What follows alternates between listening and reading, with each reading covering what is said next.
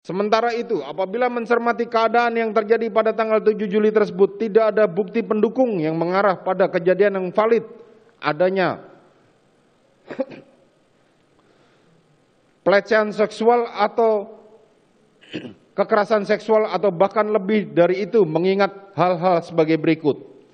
1. Peraturan Mahkamah Agung Nomor 3 Tahun 2017 tentang pedoman mengadili perkara perempuan yang berhadapan dengan hukum mengatur bahwa relasi kuasa adalah relasi yang bersifat hierarkis, ketidaksetaraan dan atau ketergantungan status sosial, budaya, pengetahuan atau pendidikan dan atau ekonomi yang menimbulkan kekuasaan pada satu pihak terhadap pihak lainnya.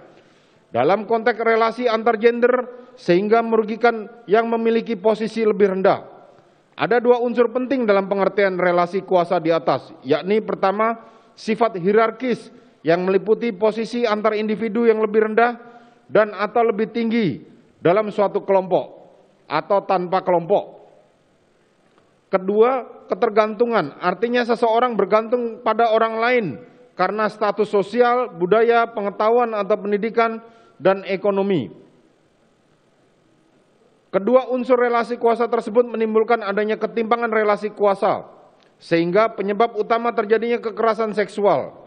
Ketimpangan relasi kuasa ini dapat terjadi ketika pelaku merasa bahwa dirinya memiliki posisi yang lebih unggul, juga dominan dibanding si korban.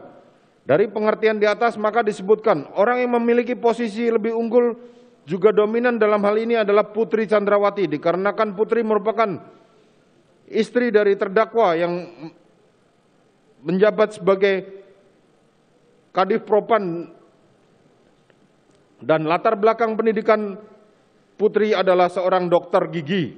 Sementara korban Nofriansah yang hanya lulusan SLTA dan seorang ajudan dengan pangkat brigadir yang ditugaskan untuk sebagai ajudan terdakwa untuk membantu Putri Chandrawati baik sebagai supir maupun tugas-tugas lainnya.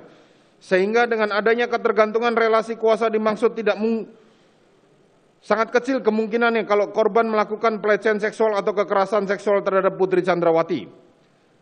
Tidak adanya fakta yang mendukung Putri Chandrawati mengalami gangguan stres pasca trauma, post traumatic stress disorder, akibat pelecehan seksual atau perkosaan.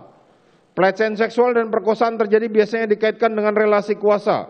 Ketika pelaku mempunyai kekuasaan yang lebih daripada korban, kekuasaan dapat berupa posisi pekerjaan yang lebih tinggi, kekuasaan ekonomi, kekuasaan jenis kelamin yang satu terhadap jenis kelamin yang lain, jumlah personal yang lebih banyak, dan lain sebagainya.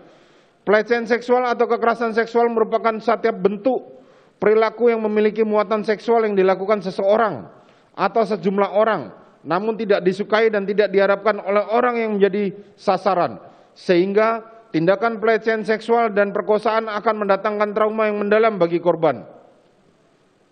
Korban pelecehan seksual dan perkosaan dapat mengalami stres akibat pengalaman traumatis yang dialaminya. Sebagaimana disebutkan dalam jurnal ANAF volume 1 nomor 2 Desember 2016 halaman 188. Proses pemulihan korban kekerasan seksual akan melewati beberapa tahapan dengan menggunakan 5 tahapan kesedihan yang umum digunakan sebagai teori pemulihan diri pada diri korban, tidak selalu melewati setiap tahapan. Oleh Ilenis dan Handadari 2011, Journal of Unair, Insan Media Psikologi. Bahwa 5 tahapan itu yakni 1. Denial atau penangkalan merupakan fase di mana korban menyangkal bahwa mengalami tindak kekerasan seksual telah terjadi kepada dirinya. Hal ini merupakan reaksi utama dari penyakit yang tidak tertolong lagi. Penolakan biasanya pertahanan diri yang bersifat sementara, yaitu dengan perasaan tidak percaya, tidak menerima bahwa dirinya mengalami kekerasan seksual. 2. Anger atau kemarahan merupakan fase saat korban mengalami tindak kekerasan seksual menyadari bahwa penolakan yang tidak dapat dipertahankan lagi.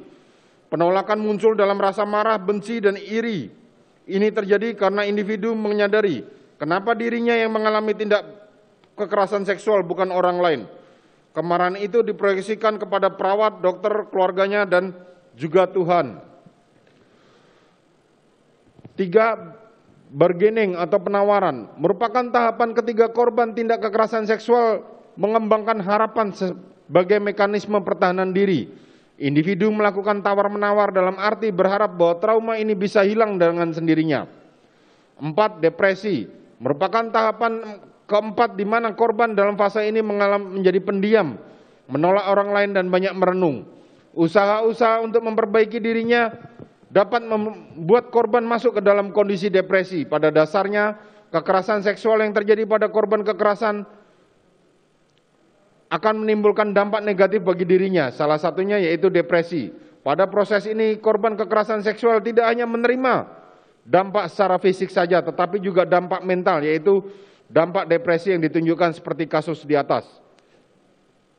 Acceptance atau penerimaan merupakan tahap di mana korban mulai mengembangkan rasa damai dan menerima takdir. Pada fase ini, perasaan sakit pada fisik akan menghilang karena sikap kepasrahan individu atas pemahaman yang telah terjadi.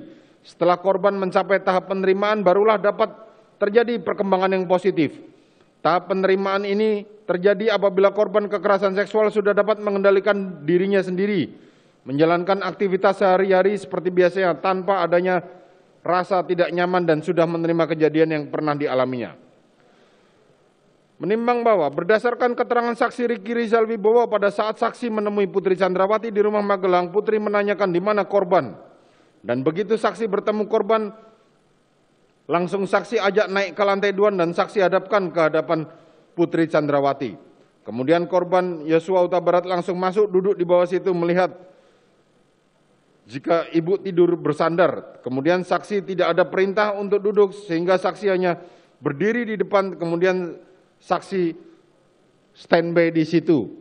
Hingga beberapa lama kemudian saksi turun bersama korban Nofriansah Yosua Huta Barat. Bahwa dari pengertian gangguan stres pasca trauma, post traumatic stress disorder, dan tahapan proses pemulihan korban kekerasan seksual yang di atas, perilaku Putri Chandrawati yang mengaku sebagai korban justru bertentangan dengan profil korban menuju proses pemulihan. Tindakan Putri Chandrawati memanggil dan menemui almarhum Nofriansah Yosua Huta Barat di kamarnya adalah terlalu cepat untuk seorang korban kekerasan seksual terhadap pelaku kekerasan seksual tersebut. Trauma akibat tindak pidana kekerasan seksual, proses pemulihannya membutuhkan waktu yang cukup panjang. Tidak bisa sekejap mata. Bahkan tidak jarang ada korban yang menyerah sehingga mengakibatkan korban mengakhiri hidupnya. Sehingga sangat tidak masuk akal dalih korban kekerasan seksual yang disampaikan oleh Putri Chandrawati tersebut. 3. Berdasarkan keterangan ahli Aji Febrianto Arosyed yang berpendapat bahwa pada pokoknya pada saat pemeriksaan poligraf Putri Chandrawati menyampaikan berkenan diperiksa dan ahli menyodorkan surat persetujuan. Kemudian Putri Chandrawati menyetujui surat persetujuan tersebut dan setelah dilakukan pemeriksaan diperoleh hasil minus 25, terindikasi minus, terindikasi berbohong terhadap pertanyaan yang diajukan kepadanya.